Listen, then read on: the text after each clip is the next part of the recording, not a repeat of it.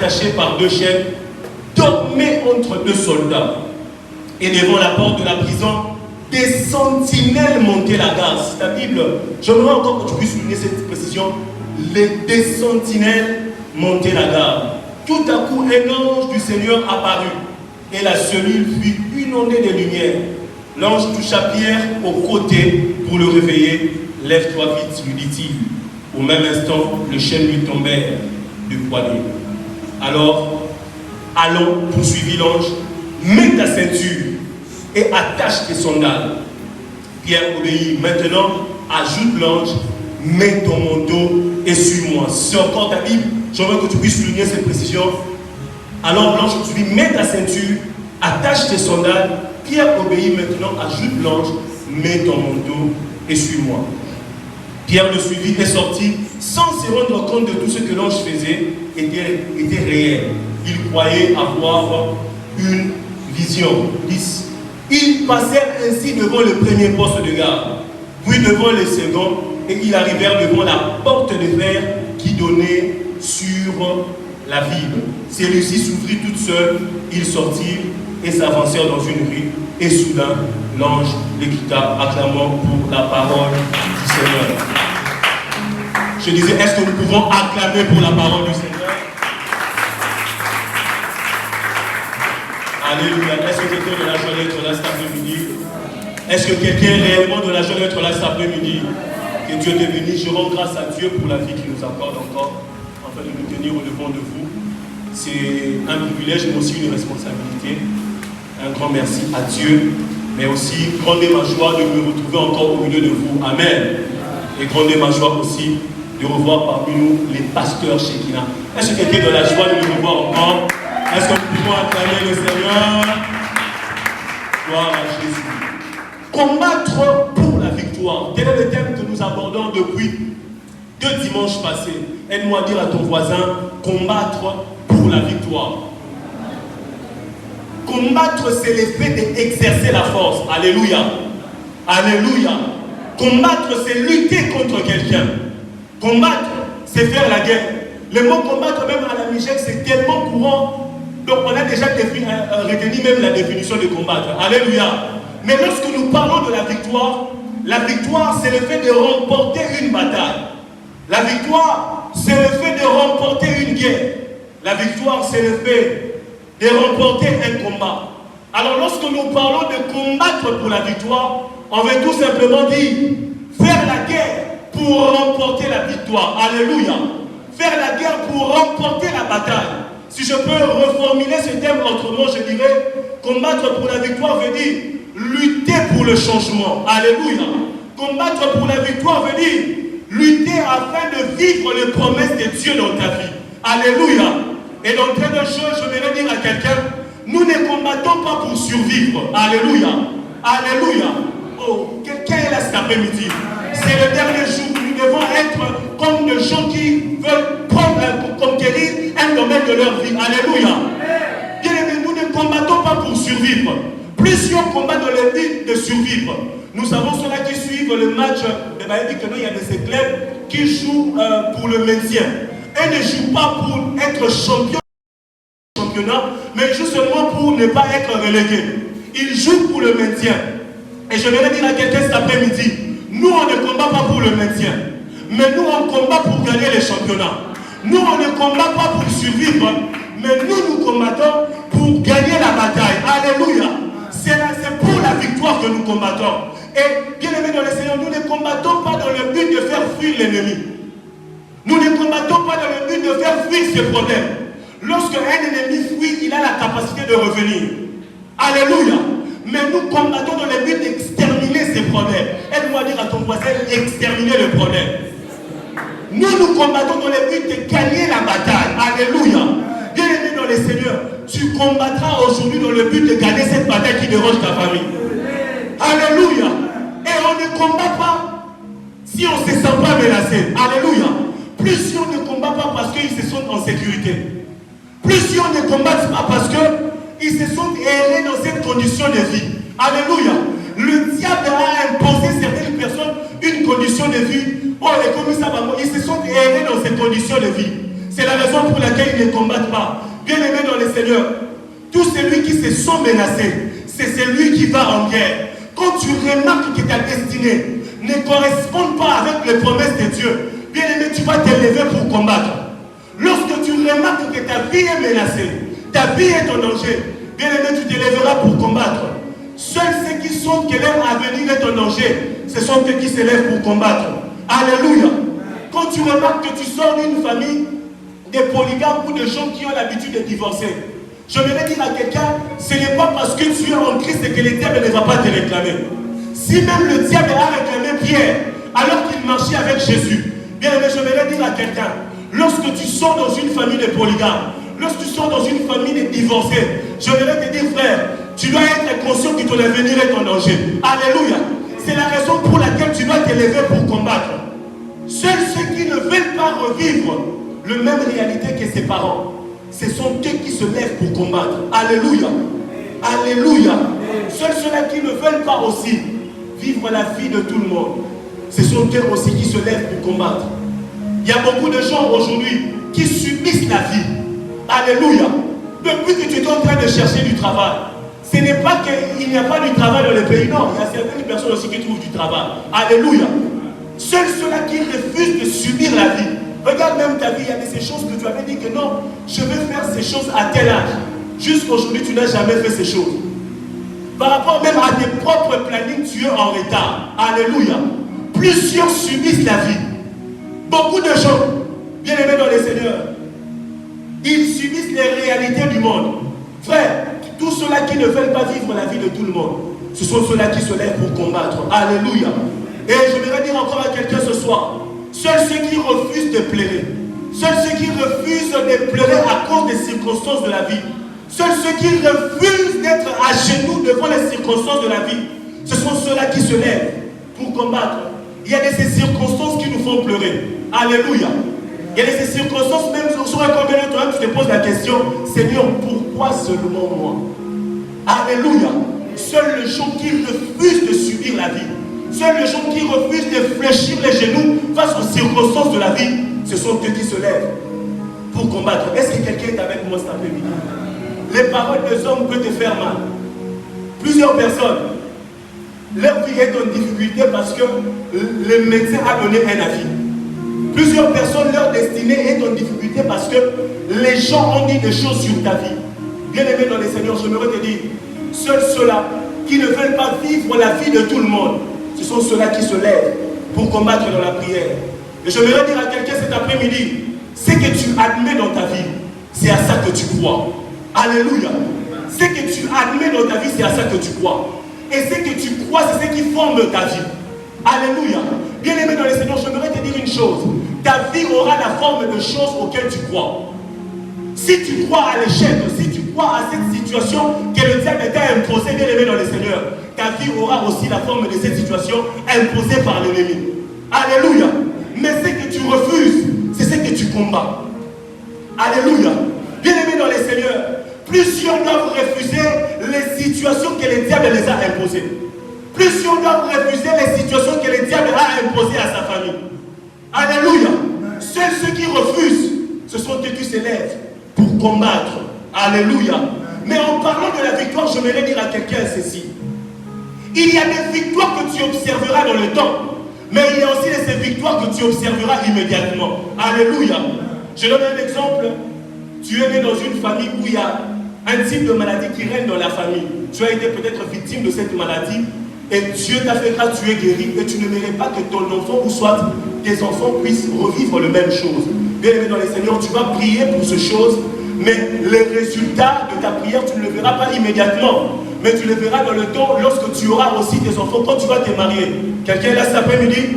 Mais il y a aussi de ces victoires, il y a aussi de ces combats qui nécessitent une intervention immédiate, où tu dois voir la victoire maintenant. Alléluia.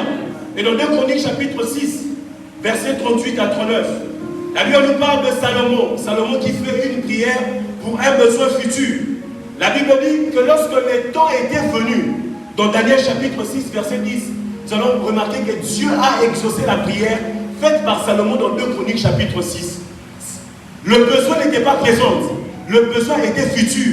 Mais lorsque le moment était arrivé, Dieu avait exaucé la prière de Salomon. Alléluia. Mais dans 1 Samuel chapitre 17, verset 46, nous allons voir David face à Goliath. La Bible dit que David dit à Goliath, aujourd'hui, l'Éternel te livrera entre mes mains. Alléluia. David était face à un défi qui demandait, qui nécessitait une victoire immédiate. Quelqu'un est là cet après-midi. Alléluia. Qui nécessitait une victoire immédiate et Dieu l'a accordé cette victoire. Je voudrais dire à quelqu'un cet après-midi, les temps favorables pour combattre, ce n'est pas demain. Les temps favorables pour combattre, c'est maintenant. Dès lors que Dieu t'ouvre les yeux afin de voir le combat, dès lors que Dieu t'ouvre les yeux afin de voir les réalités spirituelles qui se cachent derrière ta famille, tu dois te lever pour combattre. Aide-moi à dire à ton voisin, nous devons nous lever pour combattre. Quand Dieu t'ouvre les yeux, c'était l'indicateur de combat. Dieu te dit, c'est maintenant le temps d'attaquer. Alléluia. Alléluia. Mais le problème avec nous est que nous abandonnons le combat parce qu'on est fatigué. Le problème avec nous, nous abandonnons le combat sans pour autant vivre la victoire. Le problème avec nous, nous abandonnons le combat parce que nous ne voyons rien. Et dans le texte de Juge chapitre 8, verset 4 que nous avions lu, la Bible nous parle de Gédéon. Dieu avait livré entre les mains de Gédéon Madian. Mais la Bible dit ceci. Alors que Gédéon était en train de poursuivre Madian, la Bible dit que Gédéon était fatigué. Mais la Bible ne s'arrête pas à dire que Gédéon était fatigué. La Bible dit qu'il était fatigué. Mais il continuait à poursuivre. Il était fatigué. Mais il continuait à combattre. Il était fatigué. Mais il continuait à pourchasser son ennemi. Bien aimé dans le Seigneur, tant que tu n'as pas vu le changement, n'arrête pas de combattre. Tant que tu n'as pas vu la victoire, n'arrête pas de combattre.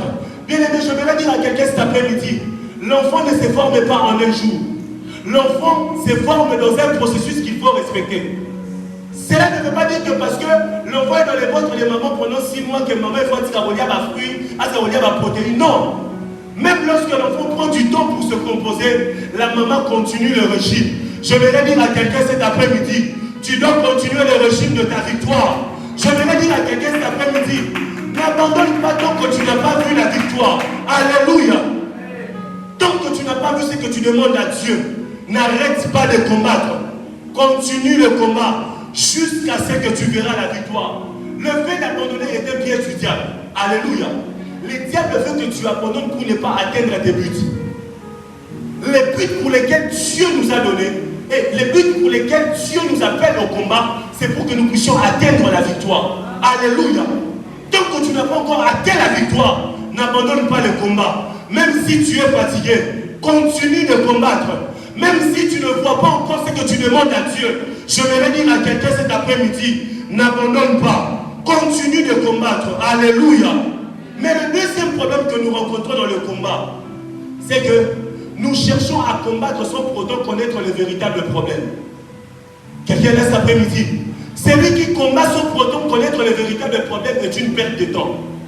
C'est pourquoi ma prière pour quelqu'un en ce jour, je prie que Dieu t'ouvre les yeux afin de voir le véritable problème. Je prie que Dieu t'ouvre les yeux afin qu'il te donne la force et les capacités afin de continuer la bataille. Aide-moi à dire Amen. Mais la grande question que nous devons nous poser cet après-midi, comment faire pour avoir la victoire? Aide-moi à dire à ton voisin, comment faire pour avoir la victoire? Dans le texte que nous avions lu de Actes chapitre 12, la Bible nous parle de Hérode Agrippa I. La Bible dit que Hérode s'est mis à maltraiter l'église. Hérode était roi et il régnait sur la Judée. L'église était maltraitée donc par un roi. Hérode avait en sa possession les royaumes et l'armée. La Bible dit qu'il fut tué par l'épée Jacques, frère de Jean, mais il fit aussi arrêter Pierre. Mais nous allons remarquer une chose. Lorsqu'il fit tuer Jacques plutôt, la Bible dit que la Bible ne donne pas la réaction, soit la Bible n'écrit pas la réaction de l'église. Mais lorsqu'il fait arrêter Pierre, c'est alors que l'église réagit. Je voudrais dire à quelqu'un que l'église n'avait pas d'armes pour libérer Pierre. Je voudrais dire à quelqu'un que l'église n'avait pas de moyens logistiques pour combattre Hérode. Mais la seule arme qu'avait l'église pour libérer Pierre, c'était la prière. Aide-moi à dire à ton voisin la prière. En d'autres termes, l'église avait changé de terrain de bataille. Si tu veux vivre la victoire dans tes combats, apprends à changer les terrains de bataille. L'aigle ne combat pas son ennemi, les serpents, sur la terre ferme. Pour combattre les serpents, l'aigle change de terrain de bataille. Il l'emmène dans le ciel parce qu'il sait là, il ne pourra pas se défendre. Alléluia. Bien-aimés, plusieurs n'arrivent pas à atteindre la victoire parce qu'ils veulent combattre le diable dans son propre terrain. Le but, c'est d'obtenir la victoire. Si tu veux combattre pour la victoire, frère, tu dois apprendre à changer les terrains de bataille. Tu dois apprendre à combattre Hérode autrement. La Bible dit que l'église n'avait pas d'armée. L'église n'avait pas de moyens logistiques. Mais l'église n'avait qu'une seule arme qui s'appelle la prière. Et chaque définition de la prière correspond à une situation de problème qui doit être résolue par la prière. Alléluia. Alléluia.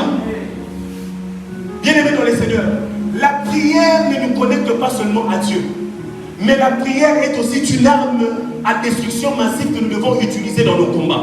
Alléluia. Plus claire est ta définition de prière, plus claire sera aussi ta vie de prière. Personne n'est pris au-delà de la définition qu'il a de la prière. Pour prier, tu dois connaître c'est quoi la prière. Alléluia. Alléluia.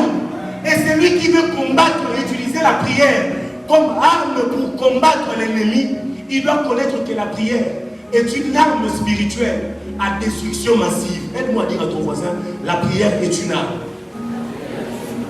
Et dans 1 Samuel chapitre 17, verset 14, la Bible dit ceci: et cette multitude saura que ce n'est ni par l'épée, ce n'est ni par la lance que l'Éternel sauve, mais car la victoire appartient à l'Éternel.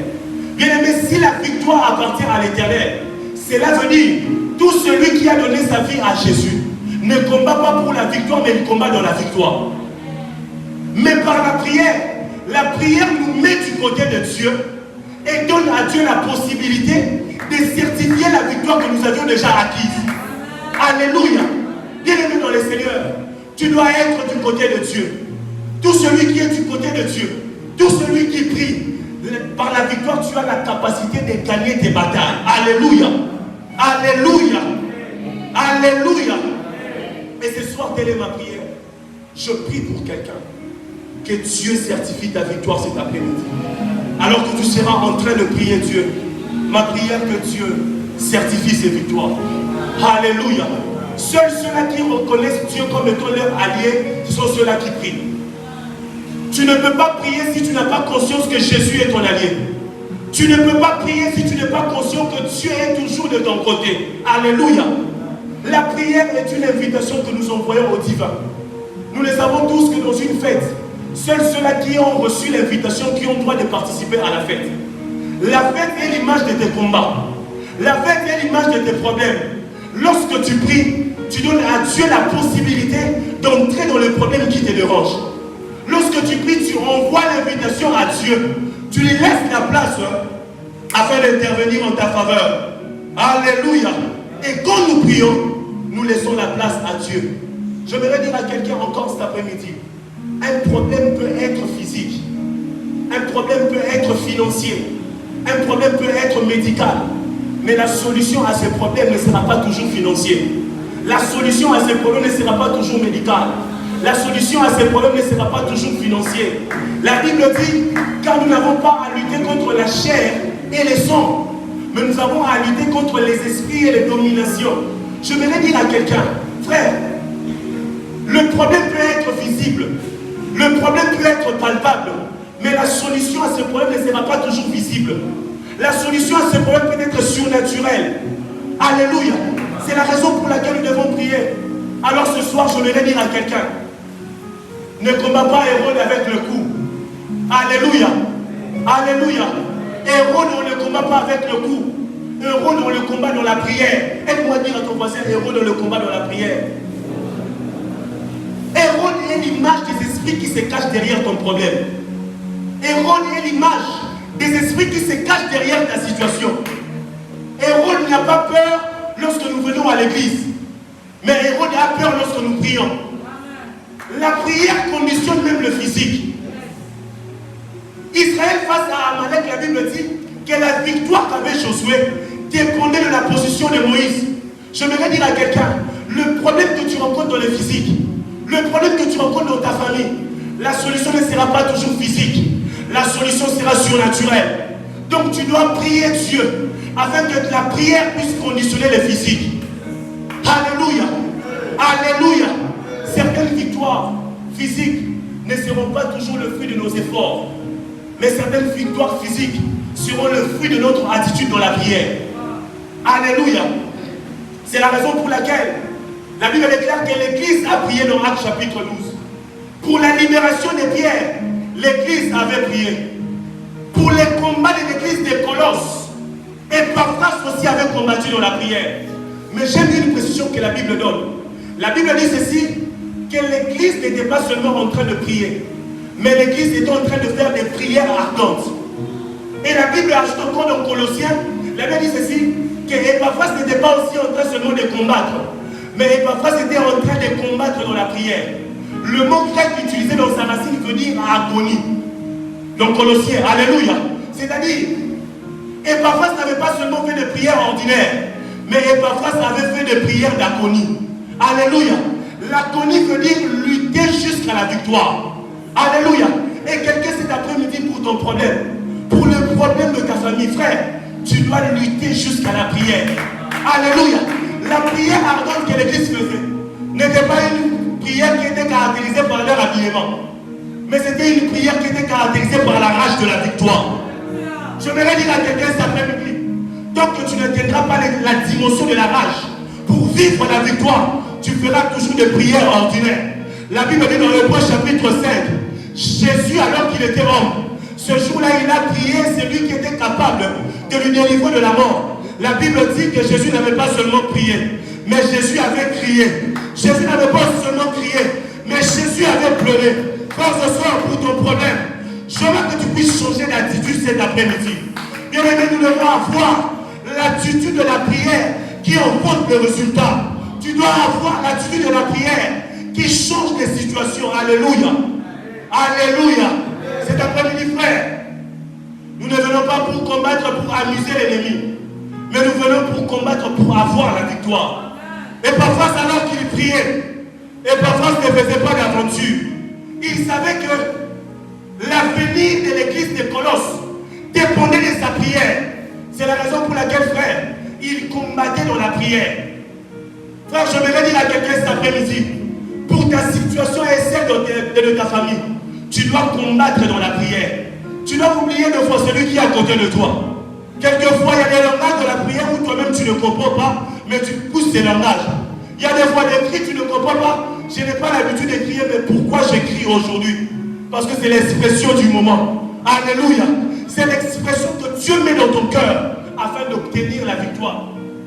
Frère, ce n'est pas pour rien que lorsqu'une femme va pour enfanter, elle crie. Alléluia. Il y a des victoires, tu ne l'auras pas avec des bons français. Il y a des victoires qui nécessitent que tu puisses sauter. Il y a des victoires qui nécessitent que tu puisses courir. C'est ça l'expression de ta prière pour obtenir la victoire. La Bible dit qu'Epaphras a combattu dans la prière. Cet après-midi, quelqu'un doit combattre dans la prière. Ce genre de prière ardente, seuls ceux-là qui n'ont que la prière comme les reçus qui le font. Alléluia. Tant que tu comptes sur ton oncle, tu ne feras pas ce genre de prière. Tant que tu comptes sur les affaires de ton père, tu ne feras pas ce genre de prière. Ce genre de prière, seuls ceux qui se sentent en insécurité, qui le font. Seuls ceux-là qui se disent, nous n'avons que Dieu, je n'ai que Jésus, qui font ce genre de prière. Alléluia. Et parfois ça combattu dans la prière. Ces jours-là, l'Éternel lui a donné la victoire. Et cet après-midi, la victoire de Dieu est disponible pour quelqu'un. Cet après-midi, je le déclare dans ta vie, la victoire de Dieu est disponible pour une famille. Je le déclare dans la vie de ton voisin, comme toi tu ne dis pas Amen. La victoire de Dieu est disponible pour sa famille. Alléluia. 3 vérités à savoir sur la prière. Et ensuite nous allons prier. Aide-moi à dire à ton voisin 3 vérités. La première vérité, si tu n'as pas de ressources physiques, rassure-toi que tu as la prière comme ressource. Aide-moi à dire à ton voisin, rassure-toi que tu as la prière. L'église n'avait pas d'armée. L'église n'avait pas une arme pour libérer Pierre. L'église n'avait pas d'armée pour aller combattre contre l'Héros. J'aimerais dire à quelqu'un cet après-midi, quelquefois le diable est privé de certaines choses. J'aimerais dire à quelqu'un que le diable est privé du travail. J'aimerais dire à quelqu'un que le diable est privé de la bonne santé. J'aimerais te dire, le diable est privé de ressources, mais le diable n'est pas privé de la prière. Or, la prière produit les résultats même là où il n'y a pas de ressources. J'aimerais te dire encore le répéter. La prière produit les résultats même là où il n'y a pas de ressources. L'église était étonnée de voir Pierre parce que l'église priait mais l'église n'avait pas de résultats. Alléluia. L'église priait plutôt mais l'église n'avait pas de ressources. C'est alors que lorsque l'église a vu Pierre, ils étaient étonnés parce qu'ils ne savaient pas que la prière produit les résultats même là où il n'y a pas de ressources. J'aimerais déclarer dans la vie de quelqu'un, pendant que tu seras en train de prier ce soir, que Dieu te fasse entrer dans une saison où tu seras en train de vivre le résultat par la prière. J'aimerais prier Dieu pour la vie de quelqu'un, alors que tu seras en train de prier cet après-midi. Que Dieu te fasse dans une saison de résultats sans ressources. Alléluia. Le problème avec Dieu, ce n'est pas la méthode, mais le problème avec Dieu, c'est les résultats. Alléluia. Dieu a donné à Anne Samuel par l'intermédiaire de son mari Elkanah. Mais à Marie, il lui a donné Jésus par le Saint-Esprit. J'aimerais te dire, la prière ne tient pas compte de méthode. La prière ne tient pas compte de ressources. Mais la prière tient compte de résultats. La prière tient compte de résultats. J'aimerais déclarer dans ta vie, cet après-midi, tu seras en train de vivre une saison de résultats par la prière. Et la deuxième vérité que nous devons savoir sur la prière, par la prière, tu actives un attribut de Dieu qui correspond à ton problème. Ce n'est pas en vain que Jésus a beaucoup d'attributs. Ce n'est pas en vain que Dieu a beaucoup d'attributs. Les attributs de Dieu correspondent à ton problème. Les attributs de Dieu correspondent au problème de ta vie. Les attributs de Dieu correspondent au problème de ta famille. Bien aimés, nous le savons tous. Pour ouvrir la porte, nous avons besoin de la clé. Mais ce jour-là, dans Actes chapitre 12, Pierre n'avait pas la clé. L'église non plus n'avait pas la clé. Mais alors que l'église était en train de prier, par la prière, l'église a activé un attribut de Dieu qui correspondait au problème de Pierre. Pour que Pierre soit libre, il lui fallait la clé. Mais Pierre n'avait pas la clé. L'église n'avait pas aussi la clé. Mais la prière a activé un attribut de Dieu qui correspondait au problème de Pierre. La Bible dit dans Apocalypse chapitre 3 verset 7, je suis la clé de David. Quand j'ouvre la porte, personne ne peut fermer. Quand je ferme la porte, personne ne peut ouvrir. Je vais déclarer dans la vie de quelqu'un cet après-midi. Par la prière, Dieu sera en train d'ouvrir le porte de ta vie. Par la prière, Dieu sera en train d'ouvrir les portes qui sont fermées dans ta destinée. Frère, même si tu as l'impression que même si tu ne retrouves pas un attribut de Dieu, j'aimerais te dire, lorsque Dieu a apparu à Moïse, il lui a dit, va leur dire que je suis celui qui est. Alléluia. Jésus, c'est celui qui a c'est celui qui a la solution à tous les problèmes. Jésus, c'est celui qui a la solution à tous les problèmes du monde. Jésus, c'est la solution de manière permanente. J'aimerais dire à quelqu'un cet après-midi, peu importe les problèmes que tu es en train de rencontrer dans ta marche chrétienne, peu importe les problèmes que tu es en train de rencontrer dans ta vie, même si tu ne retrouves pas dans la Bible un attribut de Dieu, j'aimerais te dire, il s'appelle Je suis. C'est lui qui est. Peu importe le temps, Jésus est celui qui est. Sa capacité ne diminue pas dans le temps. Mais Jésus, sa capacité dure dans le temps. C'est pourquoi je vais déclarer dans la vie de quelqu'un, tu seras en train de vivre les capacités de Dieu de manière permanente dans ta vie. Alléluia. Et la troisième vérité pour finir. Par la prière, Dieu change l'ordre des choses. Aide-moi à dire à ton voisin, Dieu change l'ordre des choses. Bien aimé dans le Seigneur, celui qui est censé ouvrir une porte, n'est-ce pas que c'est les gardiens? Alléluia. Mais ce jour-là, Dieu avait changé l'ordre des choses par la prière. Dieu n'avait pas utilisé le gardien pour aller ouvrir à Pierre, mais Dieu avait utilisé un ange. La deuxième des choses, n'est-ce pas que celui qui cherche à fuir d'une prison, celui qui cherche à s'évader, oublie même certaines choses. Il oublie le sac, il oublie son manteau, mais ce jour-là, la Bible nous donne une précision particulière. La Bible dit que l'ange dit à Pierre, prends tes sandales, prends ton manteau, prends ta ceinture. En d'autres termes, Pierre n'était pas en train de fuir, mais Pierre était en train de sortir. Celui qui sort, on sort de la même manière que nous sommes entrés. Je vais déclarer dans la vie de quelqu'un cet après-midi. Tu sortiras de la même manière que tu es entré. Je vais déclarer dans ta vie. Tu n'oublieras rien dans la prison. Mais tu sortiras avec tout ce qui t'appartient. Tu sortiras avec tout ce qui appartient à ta famille. Dis après moi l'ordre de choses. L'ordre de choses dit que pour que les poissons se multiplient, les poissons ne se multiplient que dans l'eau. Les poissons ne se multiplient pas en dehors de l'eau. Alléluia. Mais par la prière, Jésus a multiplié les poissons dans les déserts. Alléluia. Je voudrais déclarer dans la vie de quelqu'un. Alors que tu seras en train de prier, laisse Dieu multiplier les choses qu'il a réservées pour toi. Alléluia. Elle m'a encore dit l'ordre de choses. L'ordre de choses dit que pour avoir le vin, il faut avoir la vie. Alléluia. Mais Jésus a changé l'eau en vin. Jésus n'a pas respecté l'ordre de choses. La prière change l'ordre de choses. Elle m'a dit encore l'ordre de choses. L'ordre de choses dit que la fin d'une activité est déterminée par le parcours du soleil et de la lune, n'est-ce pas? Mais la Bible dit ceci. Alors que ce jour-là, Josué a prié Dieu. Le soleil s'est arrêté. La lune aussi s'est arrêtée. En d'autres termes, par la prière, Josué a commandé ce qui commande l'homme. Je vais déclarer dans ta vie.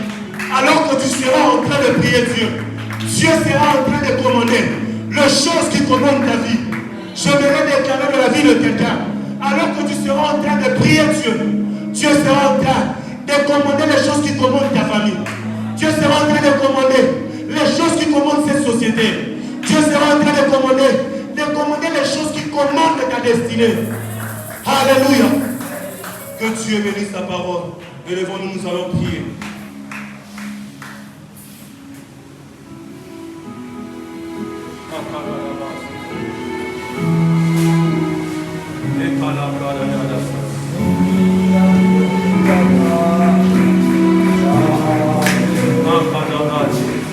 Aujourd'hui, nous allons commander des choses.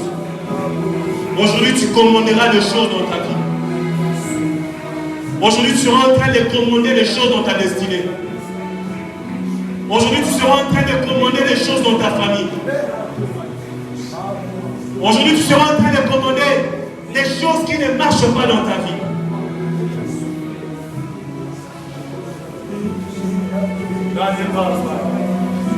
Est-ce que les claveristes peuvent monter encore?